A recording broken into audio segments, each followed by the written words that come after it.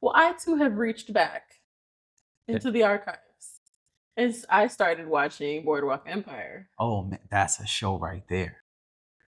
That is a show right there. I'm still working my way through season 1. Again, I said I'm being a lot more intentional when I watch shows now because you gotta watch. Oh man. I have to take my time. Season 1? Yeah. Oh man, wait till you meet Dr. Narcisse in like season 4 or 3 or whatever it is. Because it's 5 seasons, right? I think so. I think it's like season 3 you meet Dr. Narcisse. That show is. It is wild. It is wild. But if you're on season 1, you ain't seen shit yet. Which is crazy to me because I'm watching it and I'm like, what in the world? Like, dude was trying to like get homegirl to, I don't know, be his concubine or whatever. And she was like, nah, he just slapped her across her face. And I was like, whoa, what are we doing here? Back to those days.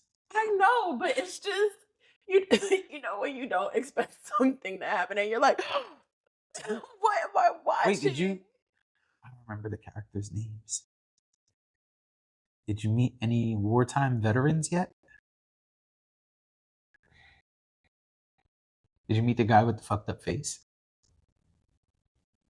Nah, you would know. I don't think so. No, not yet. Okay. I don't think so. Oh man, such a good show. That show is great at character development. Scorsese wrote his ass off. Whoever wrote it, I don't know if he wrote it. I know Mark Wahlberg is involved, and Scorsese. I don't remember who's the writer, who's the director, who's the executive producer, whatever. But the writing in that show is really, really good. The only problem with that show is the last season is terrible. Well, you know. Oh, every show is a terrible season.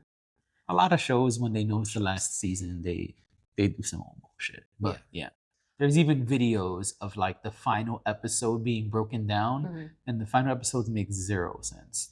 There's like a really important thing that happens at the end of the show that mad people have done videos on, and they're like, how does this make sense? Right.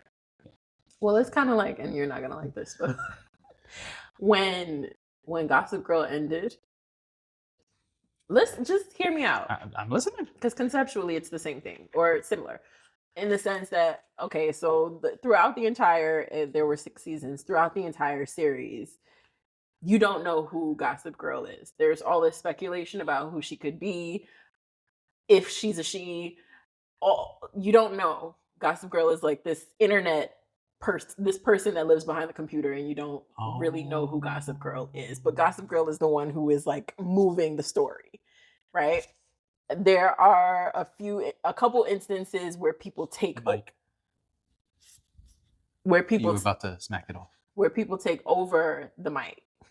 Yep. Where people take over the Gossip Girl account, so you know who's intervening, but you never really know who it is. So the final season addresses who Gossip Girl is. The final episode tells you who Gossip Girl is.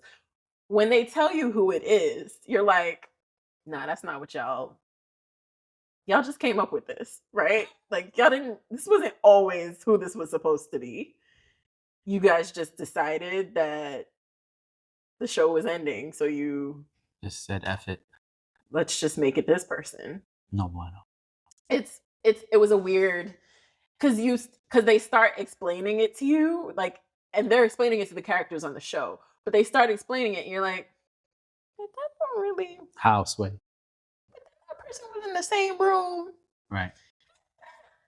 How did that happen? Yeah, I feel like that was one of those shows where I thought it was a phenomenal show, but you get to the end, and you're like, is that what y'all really meant to do? Or y'all just gave up and said, you know what? This seems like an obvious choice. Let's choose this person. Yeah, but anyway,